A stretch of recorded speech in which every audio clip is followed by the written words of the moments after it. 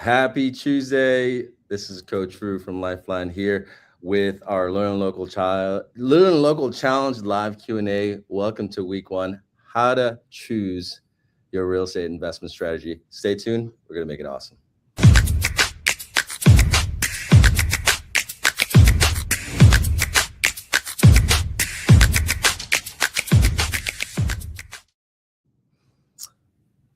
Okay. Hey, Chris, the host with the most. What is going on, my brother? How are you today? Ruben, how you doing? Happy Tuesday already? Wow. Days are going by really quickly. I'm excited. This is going to be a great show. It's going to be a great show. So you guys, this guy might look familiar to you. If you tune in every Friday on our regular scheduled programming, Freedom Friday, 11 a.m., Chris is the host with the most in San Diego, helping people with 1031 exchanges and all they have to do with their real estate investment needs. We're here today because we are creating a whole new set of programming for our viewers to really get educated, get inspired, get empowered. And this really, like, what the best part about this is, like, all we have to do is be available, and we can bring in experts to give to really walk you through what we call the Learn Local Challenge. So now we're going to be doing live Q&A, and we'll get started with that. But the whole idea of this Learn Local Challenge is that it's a 6-week done for you challenge where we walk through from week 1 to week 6, like what you have to expect if you are purchasing and investing in real estate. It doesn't have to be in San Diego, right, Chris? It could be all over the country.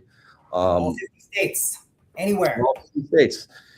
Doesn't really matter where you are, but our goal is to make this information readily available. It just so happens that a lot of these professionals are in San Diego. And again, we're going over week 1 today, and week 1 is literally how to choose your investment strategy. But before I really dive into that, Chris, and kind of include you into this, let me just make sure everyone knows who they're speaking to. My name is Ruben, Coach Rue, Austria. The business I have is called Lifeline, and we're here to make real estate professionals, real estate influencers. And we have this platform called Learn Local Live that allows real estate professionals like Chris and a couple that you're going to meet as well to really learn about real estate from us subject matter experts who are doing it, have done it, seen the abundance created from real estate investing, but obviously seen the lows as well. I always say, Chris, I think you might say this too, is that if you haven't lost money in real estate, you just haven't invested enough. You just haven't done enough transactions. Lost my share. Right? I've lost my share. I've bought and sold, flipped properties, had properties long term, and I was still learning.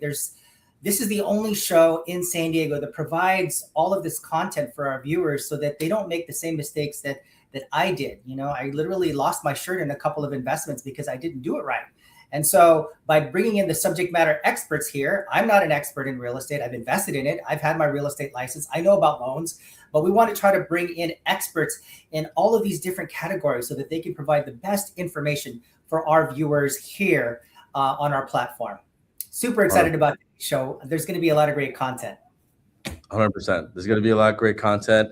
The next thing I want to mention is that, the thing that we're going to be talking about specifically can really dig down and dive into is how to choose your real estate investment strategy.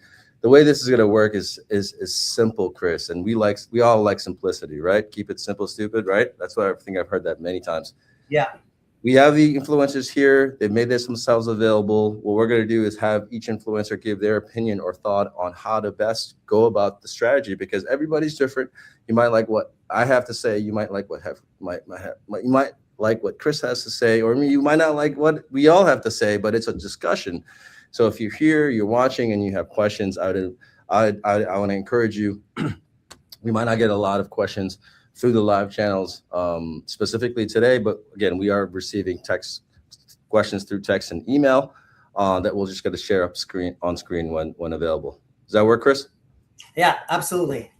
Perfect. So before we dive into the strategies really quick, just for the sake of like understanding like what to expect. So again, we're in week 1. Week 2 is going to be Week 2 is going to be, Week 2 is how to get financially prepared. Obviously, for those type of weeks, for different type of topics, we're going to be bringing different type of influencers. So people who are in the finance business, are going to love to want to speak to you and hear from you then. Week 4, it's going to be, Week 3 is about finding the right deal. Chris heard this just as well as I have.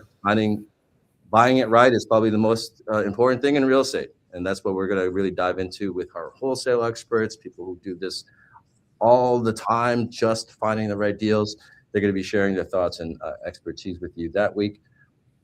And this is sequential weeks, guys. We're in week 1 again, remember. So in week 4, we're going to be talking all about construction. I mean, gosh, how many contractors did you have to deal with, Chris, when you were doing, or maintenance people or whoever, when you were doing all your rental Airbnb strategy? Like probably at least a dozen. There you go. Different types of people. Yeah. Going through these weeks is also going to allow you to meet people like in the area that you're doing business in, right? So we're going live in San Diego. I mean, might not help you if you're trying to do a flip in Florida, but guess what? You're armed with the knowledge, that you're going to be armed with knowledge that you learn here. So you can talk to those contractors with everything that you might learn. And then going back to the schedule really quick, week 5 is about protecting. So you learn about a little bit more about insurance, or a little bit more about like title and escrow and all how that's important in the whole scheme of things.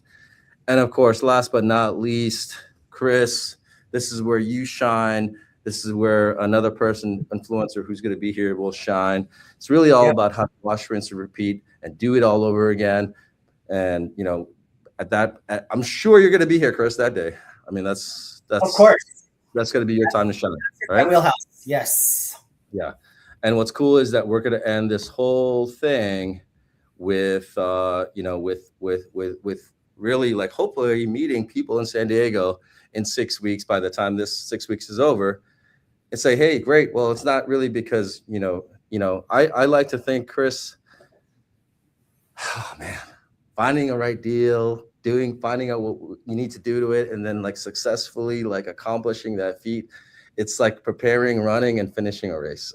So it's like, right? It really is. It's just a lot of work that's put in. So we're going to make this, again, we're revolutionizing the way that business is done, the way that you meet people like us in the real estate business. Hopefully you meet us in person. Hopefully you meet us first virtually, then we're going to make it so that you can meet us in person at these events, because we are real. Chris is real. He's, even though as much as I think he's superhuman sometimes, you do bleed, Chris. You do get sick, right? Eventually. Sometimes. Yeah, sometimes I do. That's why I take my vitamins every day. Take your vitamins. You got to take care of yourself. Sometimes I'm calling you in the treadmill. You know what I mean? You got to do what you got to do. I have to. Chris, thank you so much for being here. I'm going to give you and the rest of the panel an opportunity to introduce yourself, but let me start off by saying and introducing what LEARNin Local Live is. So let's just go really quickly. LEARNin Local Live is the first live real estate podcast giving you information, introducing you to subject matter experts that, honestly, if you're interested in building wealth, real estate has to be at the top of the list. You can talk to a lot of people who've made millions in real estate. The whole point of our show is to educate, empower, and inspire people to succeed on that journey. Why do we do this? We're looking to educate, empower, and inspire people I feel like we're in the age of the entrepreneur, 2026. I mean, gosh, we have so many tools at our disposal and how to make money in business. The point of our show is to really give people the ability and the advice or expertise that they need to get it done. Lastly, you might be thinking well, how does this work? How do we accomplish this? Well, we create a network of amazing people that we connect, collaborate, and create with to bring you the expertise and knowledge that you're going to hear today. So, Chris, as my co-host for today, as the person being, the one really helping me support and facilitate this conversation, I want to give you the opportunity to first introduce yourself And yeah, just tell them what 1031 exchange resources is all about. Well, the first question I want to ask is, how many of you like to pay taxes? Right? I don't.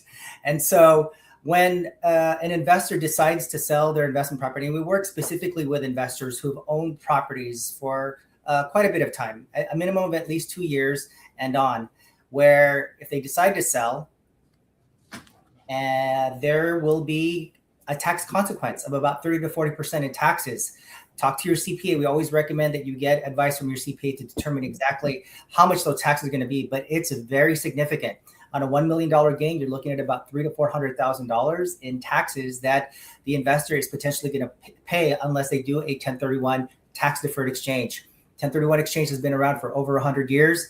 It's built wealth for many investors, thousands across the nation, and they're still using it. And you just start off with one property, and from that property, you do a 1031 exchange, and then you buy two. From that two, you get four. From that four, you get eight. You just keep multiplying it, and then before you know it, you have commercial properties, industrial properties. You have triple net leases, single tenant triple net leases. You have multifamilies. You got senior living. You got a lot of different areas of real estate that you can actually distribute your wealth around so that you can create that legacy. And when you pass away, guess what? All those taxes that you've deferred all those years will be forgiven, which means that your heirs receive the properties at a step up in basis, and they could potentially sell that property the next day at fair market value and not have to pay any taxes. And how great is that? So I'm with Exchange Resources. We are a qualified intermediary, and we do 1031 exchanges across the nation. So any state that you need a 1031 exchange, we can do that for you. We're here to help you, but we always recommend you do talk to your CPA to determine if a 1031 exchange is right for you. And that's who I am. I'm the senior regional vice president for San Diego. And I'm glad to talk to you and give you some consultations on what your options are, because many people really don't know what the options are or the basics on the 1031 exchange. And I'm here to help and clarify all those different things for you. Perfect. Thank you so much, Chris. You did that beautifully. Really appreciate it. Now it's time to introduce we got a really sturdy table of people who understand the business and have done the business. Four-legged stool. I'll introduce you to the third one for today. Her name is Erica. Thank you so much for being on the show, Erica. Really appreciate it. Thanks, Ruben. I'm excited to be here. So as you said, I'm Erica. Erica Charlson with Legacy Investments and Real Estate. I am an investment advisor, and I specialize specifically on working with landlords. Why? Because as Chris mentioned, those folks doing a 1031 exchange sometimes need another option. So whether that is a backup property for doing a 1031 and you aren't sure you're going to close within those time frames that are allowed and very strict, perhaps you have a little bit of boot that's left over in an exchange, you've sold for higher than what you're purchasing for on the back end, or if you're just ready to get out of management, crawling under the sinks and fixing the plumbing yourself, we have passive solutions for landlords like that, specifically the Delaware Statutory Trust, but there could be some other options. They have the same benefits of traditional landlording without the hands-on part of it. So that's my specialty, DSTs, and just to have some ideas here and there for you folks. But that's me, Erica Charlson, Legacy Investments and Real Estate. All right. Well, thank you so much, Erica. Really appreciate it. It's like a bookend, right? Like we got someone on a 1031, and we got someone to throw them into an investment vehicle, if not another property. We just want to keep you going, But last but not least, want to introduce, if you're a new investor, hopefully you have a bucket of cash that you can buy property with. But in most cases, you won't. You're looking for other people's cash. So this is the reason why we have Mr. Raphael Davis. Raphael, please introduce yourself. Thank you so much for being here. Oh, glad to be here, man. I've been on the show before. Raphael Davis, aka the Black Belt Mortgage Pro. The reason why I came up with the Black Belt Mortgage Pro, because some people know me, and I've been on the show before. I've been around, I do have a martial arts academy. I'm a 3rd degree black belt in jiu-jitsu. So everything that I do, I relay it back to that discipline, which is why I always come to you with the discipline that I have through the martial art. When it comes to lending, I've been in the space for some time. I've actually been a licensed realtor since 2003. So I've had my hands in different things. So I'm happy to be here. Glad to be on the show. Today, I know we'll be talking about strategy. So, I have some input on in there, and I'm really, really looking forward to the show when it comes up about the financing, because that's where I have a tendency to shine, because I'm the guy. I know how to get it done. You know what? So much, guys, I just love this, because like so much about real estate is finding the right person to do something. Man, when I was like knocking on doors, getting people to talk to me, had a deal, the next question was like, man, I need to find a contractor as soon as possible, or I need to find a lender as soon as possible. Like, oh man, I only wish this was possible for me at the time that I was just, really in the business. It's crazy. It's nuts. But anyhow, let's just dive right into it. Again, we're 15 minutes into what we imagine it's going to be 30 minutes. We might not be able to get through a lot of questions, but we're really kind of like creating this challenge. Eventually, we're going to extend it as long as we need to. Eventually, when the time comes, as long as more questions keep coming. But this is the thing. Week 1, this is where we are. How to choose an investment. I think what people have to understand, and what I think I want to make it clear, is that and there's just so many ways to make money in real estate, you guys. Right? Our shows, as you guys have already know, every Friday we're talking specifically, mainly in most cases, 1 to 4 unit properties, residential properties, because in the most cases, most people need that type of information. Most people are doing that type of investing, whether they're buying it for themselves and then eventually looking to want to buy a separate property. Hey, guess what? This is the show for you. This is, if you're on your 5th property looking to buy your 6th property, this is the show for you. If you've already done 100 properties and you want to do your 101st, we're going to make this valuable, so that like it's really just what's great about it is that everyone's just kind of like going to be able to see all the different flavors. What I like specifically about that, and that's the thing about real estate, it's like, there's just so many different ways that you can make money. Now, here's a real quick question, or here's a real question. And I don't know why my slides aren't coming through, but I wanted to show, can we go on the next one? Okay, great.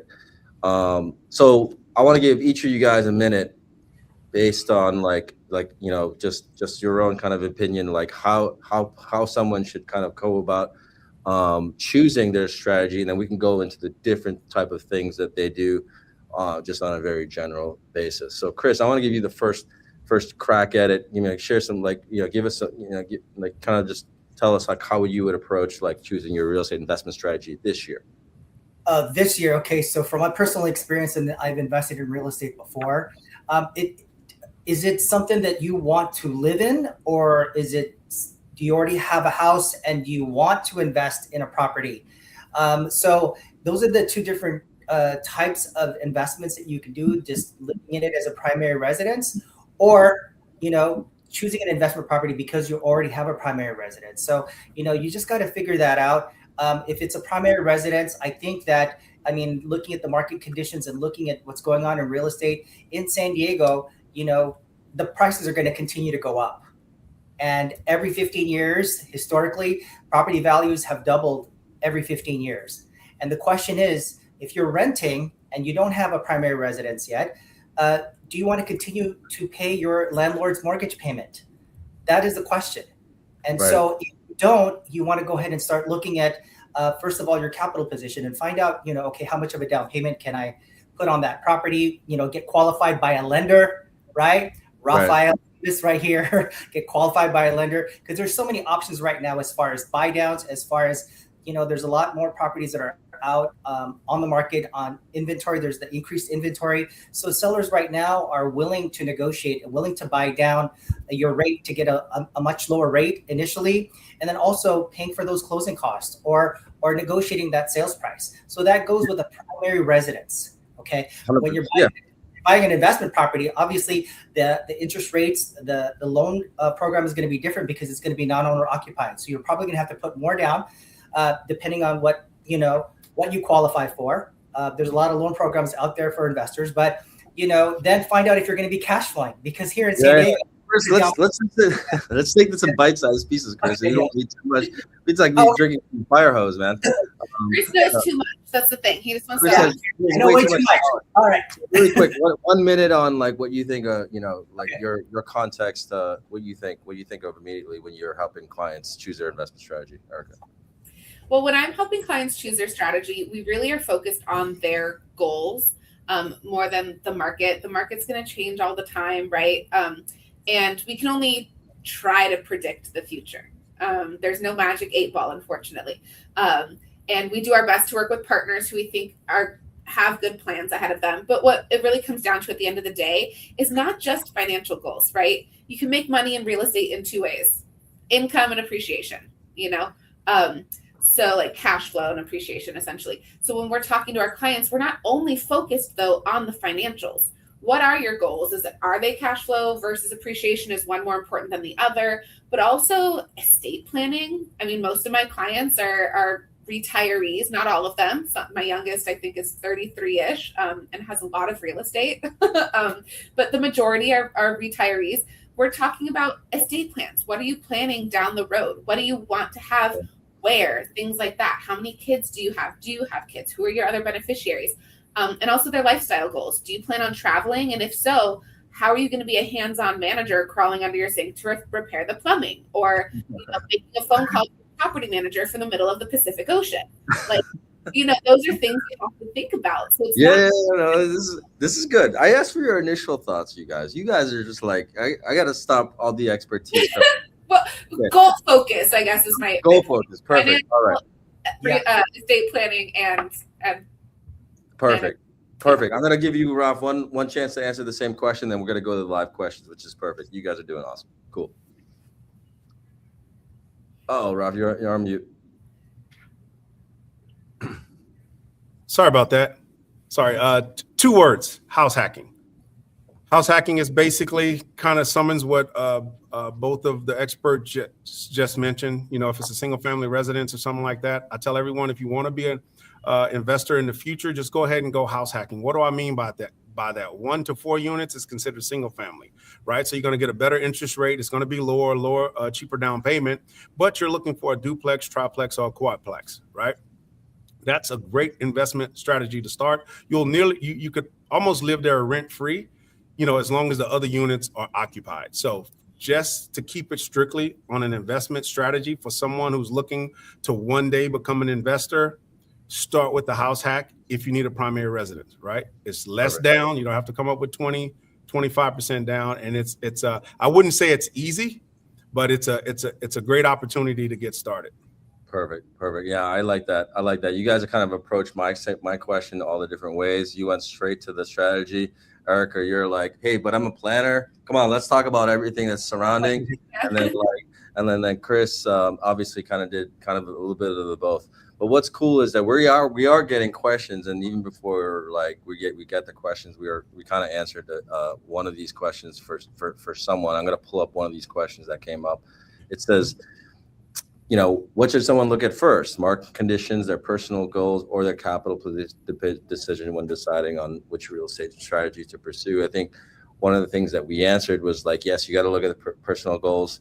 However, right, once you determine what those personal goals are, let's look at the market conditions, like Chris had mentioned, and then let's keep up that question, because I can't see the rest of the question, or the capital position, right? This is we want to try to do is, I think what we should try to do going forward with these lives is try to keep the questions as simple as possible, because a lot of times, you think it's more complicated than it should be, but I think the questions are those are loaded questions, you guys.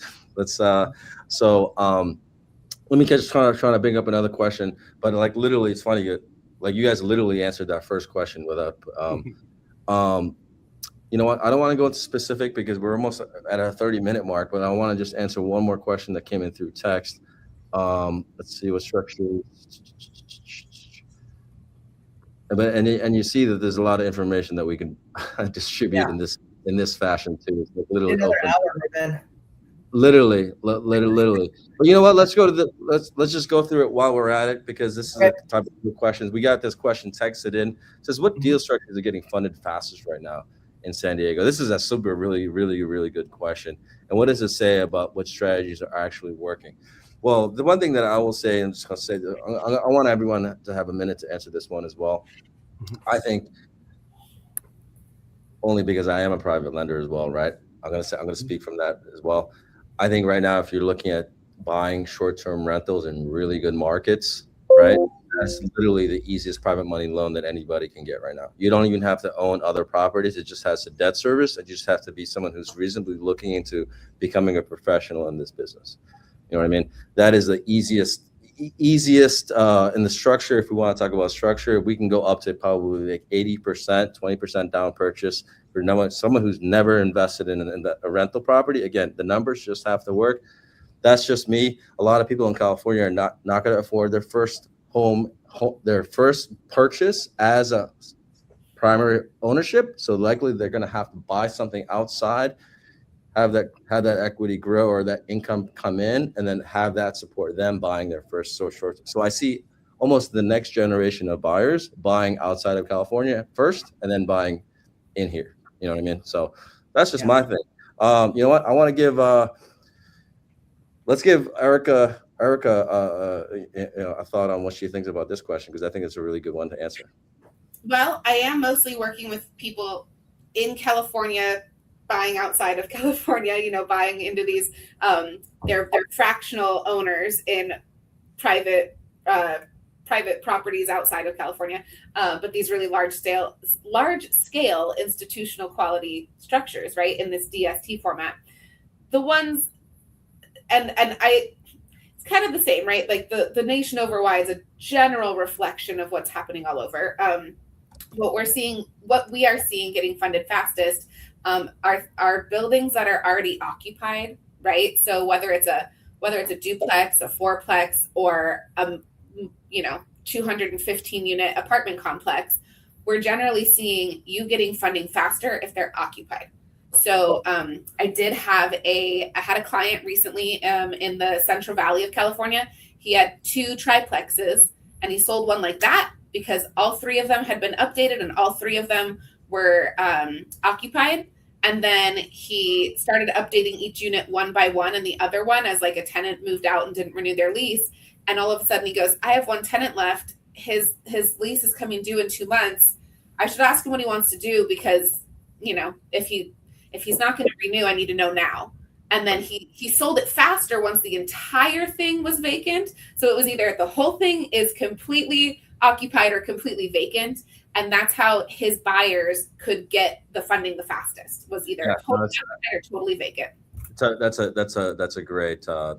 great information, honestly. Like, otherwise, if it wasn't completely vacant or completely occupied, you'd be dealing with the nightmares that Chris experienced as someone who was managing a lot of property, right?